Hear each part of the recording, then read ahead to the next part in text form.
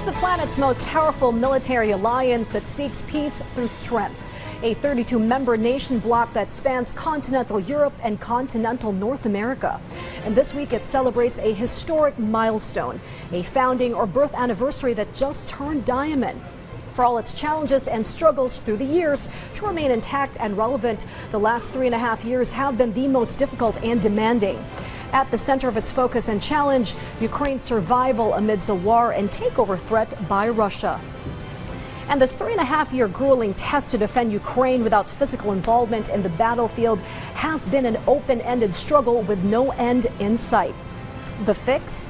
Keep Ukraine protected by supplying the financial and military wherewithal it needs to stay in the fight that began in February 2022.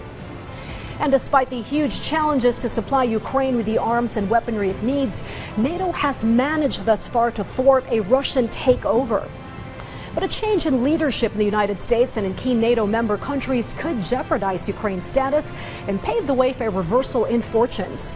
Before the elections in November, the United States, which has been Ukraine's biggest donor and supporter, the alliance has gathered in America's capital, perhaps for the last time with Joe Biden as U.S. president, to plot Ukraine's pathway from here on and keep the fight alive for as long as it takes. And here to help us understand this very historic event is Chris Casquejo, a Voice of America. Good evening, Chris, and good morning, Washington, D.C. Hello. All right, third time's the charm, I heard. Jumping right into it, Chris, what were the main talking points and key agendas in the NATO summit alongside some of the other crucial developments these past few days? Well, I would say some of the main themes are NATO wants to send the Russian leader Vladimir Putin cannot wait out NATO members in his war against Ukraine. And NATO also made a strong point of saying Ukraine's membership to NATO is irreversible, but they stopped short of offering membership to Ukraine at the summit. Now, for some other key developments that towards the end of the summit yesterday, the United States announced a new security package for $225 million, which includes a Patriot missile. One of the things that Zelensky has been asking for a long ammunition mobility, high mobility artillery rocket systems and missiles, among other items. Another key theme was NATO issued its strongest language to date regarding China and its role in providing some of the so-called dual-use technology that enables it to make weapons, if not direct fighting weapons, to Russia.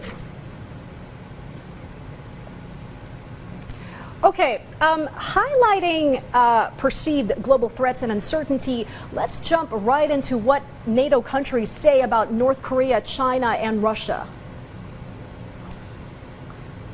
Right. There was a very strong joint communique or statement that came out on Wednesday of the NATO Leaders Summit. It said that North Korea and Iran are fueling Iran's war of aggression against Ukraine by providing direct support to Russia, such as munitions and uncrewed aerial vehicles, which seriously impacts Atlantic security and the global non-proliferation regime. And they also went on to condemn artillery shells and ballistic missiles, noting that they are a violation of numerous United Nations Council resolutions, and they also wanted to note with great concern the deepening relationship with North Korea and Russia. The statement also went on to call China a enabler of Russia's war effort and said Beijing continues systemic challenges to Euro-Atlantic security to reconsider what it's doing to help Russia to preserve its international relations. So the message that eyes are on you, China, as far as NATO is concerned. Okay, let's move on to the question I think is at the back of every American's mind right now, and also globally. At the NATO summit, U.S. President Joe Biden returned to the world stage for the first time since his debate with former President Donald Trump. What's the latest on the Democrat front and whether they think Biden should continue his campaign? Well, this was a press conference that was highly anticipated. Biden's own senior staffers kept calling it a big boy press leading up to it on Thursday evening. And he talked almost an hour answering 11 questions on various topics, but most of them were related to whether he's going to stay in the race. He says he is. But it got off to a shaky start. In his answer to the first question, he mistakenly called Kamala Harris Vice President Trump. Just moments earlier, when he was in Ukrainian President Volodymyr Zelensky, he called him Putin, but quickly corrected himself and both joked about it in the moment. But to his credit, and many say this is a strength of his, Biden was able to talk about geopolitics, almost relishing in the small details and recalling the smaller key policy. And he would take a victory lap for this week's summit because he takes credit for putting together the 50 nations to stand against Russia's aggression in Ukraine. And Biden also wanted to make a point that NATO allies, while not publicly, have told him in private that he has to win, that the other guy, referring to former President Donald Trump, is a, quote, disaster. But he also noted that Vice President Kamala Harris is ready to serve as president, and he specifically cited her strong defense of women's reproductive rights on the campaign trail, as the Trump campaign has sought to ramp up its attacks on her in anticipation of her maybe taking over as the standard bearer for the Democratic ticket. Meanwhile, the AP is reporting that the Biden campaign has been quietly surveying voters on Harris to determine how she's viewed among the electorate. And now 18 Democratic as of this morning have called for Biden to step down from his reelection campaign. And that number is actually expected to grow because it seems that some of them were waiting out the NATO summit so as not to upstage President Biden when he was on the world stage.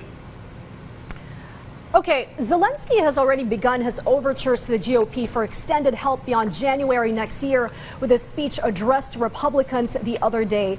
Do you think this move has a ghost of a chance in swaying Republican lawmakers, especially in the House, of continued support should Donald Trump win the presidency? And given his repeated vows to bail out on NATO and to cut all of aid to Ukraine once in power. And additionally, I'm really curious, was there any discussion on how to uphold America's commitment and NATO's vow to aid Ukraine given all these events right now?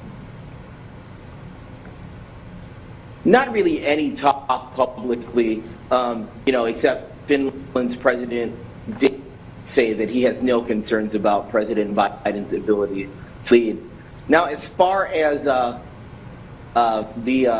idea that they want to Trump-proof things, again, no public discussion of that, but NATO Secretary Jens Stoltenberg that Ukraine's path to membership is irreversible but won't happen until the war ends. But President Zelensky noted in his speech that Putin is waiting for November, so there is a clear awareness on his part that there could be a change in leadership and things could change as far as NATO's support of Ukraine or the U.S.'s support of Ukraine. But it's important to note that even after a 5-month delay, House Speaker Mike Johnson able to package through, and that the isolations in the Republican Party are a minority. A lot is riding on these elections, and then there's a lot of these fears about Biden because they are worried, Democrats are worried that he can drag down the ticket and cost the party control of Congress. Okay, let's talk about what's happening right now on the battlefield.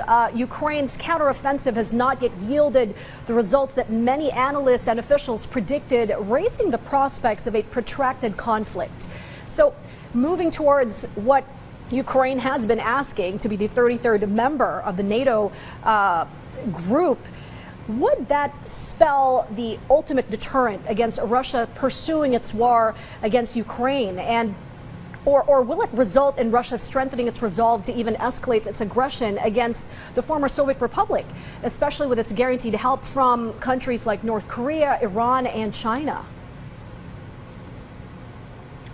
Well, addressing that point,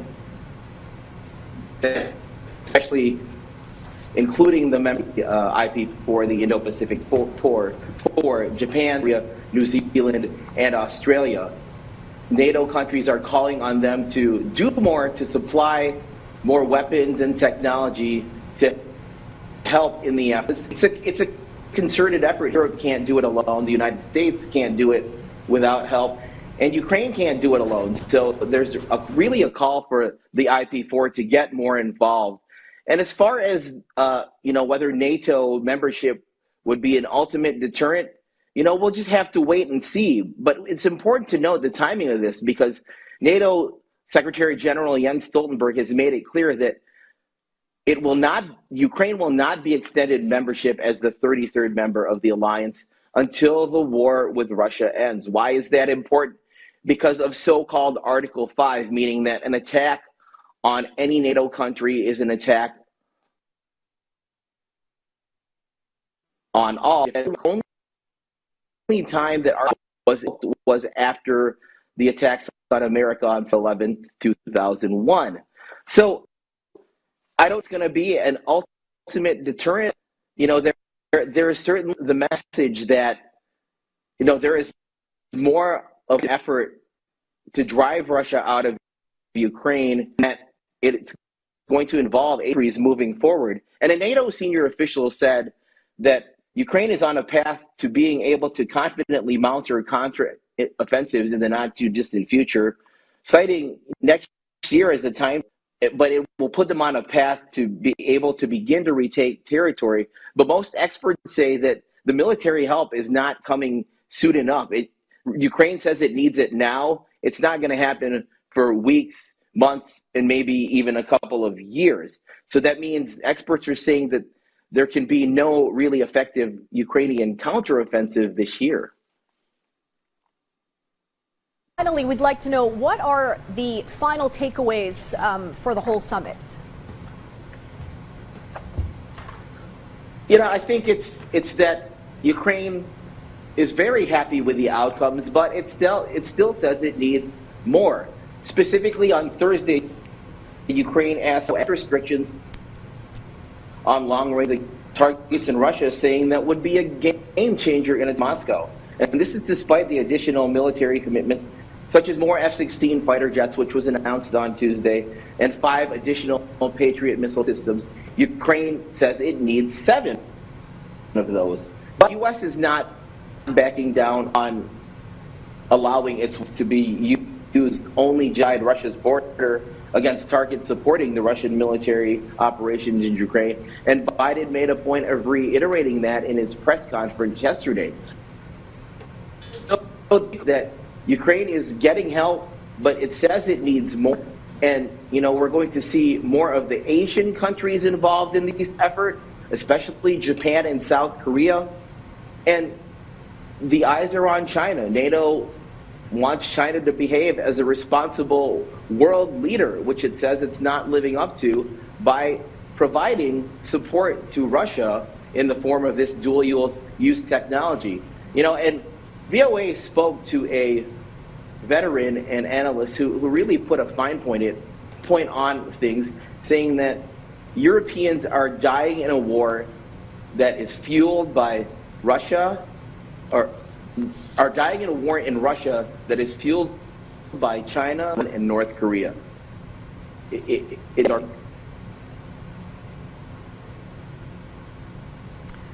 All right. Always a pleasure having you on the show. Thank you very much, Chris Casquejo from VOA.